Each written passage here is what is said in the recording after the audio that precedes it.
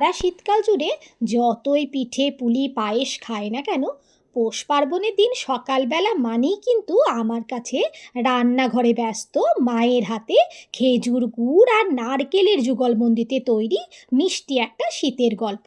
যে গল্পে থাকবে পাটিসাপটা, যে গল্পে থাকবে দুধ পুলি, গোকুল পিঠে, আরও কত কি। মোমো করবে খেজুর গুড়ের গন্ধে পুরো বাড়িটা।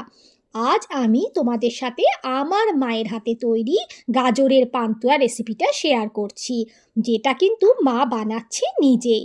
তো চলো শুরু করি। হে এভরিওয়ান, কেমন আছো তোমরা সবাই? পিয়ালি রন্ধনশালায় তোমাদের সকলকে স্বাগত জানাই। একটা নারকেলকে কুড়ে নেওয়ার পর মা এখানে 500 গ্রাম মতো গাজরকে কুচি কুচি করে কেটে সেটাকে দুধ আর অল্প চিনি দিয়ে পেস্ট করে নিয়েছে। এবার ঘিয়ের মধ্যে পেস্ট করে রাখা গাজরটা দিয়ে ভালোভাবে বেশ কিছুক্ষণ নাড়তে হবে। গাজরের জলটা হালকা শুকিয়ে গেলে দিয়ে দেবে অল্প দুধ।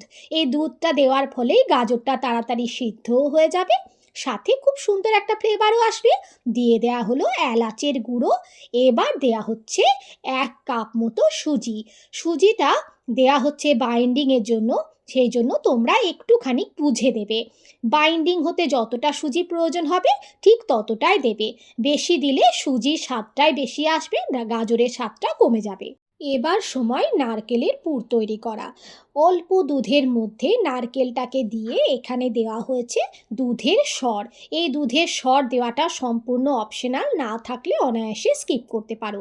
সাথে দিয়ে দেওয়া হয়েছে 1 কাপ মতো খোয়া ক্ষীর আর অল্প একটু চিনি। চিনিটা স্বাদ অনুযায়ী দেবে। নামানোর আগে দিয়ে দেবে কিছুটা ঘি। ব্যাস, নারকেলের পুরো তৈরি। এদিকে তৈরি করে নাও চিনির রসটা।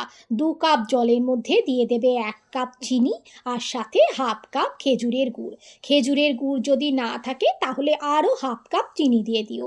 আরও কিছুটা এলাচ দিয়ে দেওয়ার পরে চিনির রসটা ফুটে উঠলেই নামিয়ে নেবে। আর গাজরের মণ্ড থেকে অল্প অল্প করে নিয়ে মাঝখানে নারকেলের পুর ভরে গোল গোল করে পান্তুয়ার শেপে গড়ে নিতে হবে। এই শেপটা তোমরা চাইলে গোল গোলও করতে পারো, চাইলে অল্প একটু চ্যাপ্টা চ্যাপ্টাও করতে পারো। তবে খুব সুন্দরভাবে বডিটাকে স্মুথ করবে, যেন কোনো রকম ক্র্যাক না থাকে, তাহলে তেলে দিলে ফেটে যেতে পারে। সব পিঠেগুলোকে তৈরি করা হয়ে গেলে গরম তেলে ভেজে নিতে হবে। একটু ব্রাউন করে লাল লাল করে ভাজবে, দেখে যেন পান্তুয়ার মতো মনে হয়। ভালোভাবে তেলে ভেজে নিয়ে হালকা গরম রসে দিয়ে দিলেই তৈরি হয়ে যাবে। রসটা না থাকবে খুব গরম, না থাকবে খুব ঠান্ডা, হালকা হালকা গরম রসে এই পিঠেগুলোকে ফেলে দেবে। তাহলেই তৈরি হয়ে যাবে নরম তুলতুলে গাজরের পান্তুয়া। এই শীতে কিন্তু একবার হলেও অবশ্যই ট্রাই করতে হবে আমার মায়ের হাতে বানানো এই গাজরের পান্তুয়া রেসিপিটা।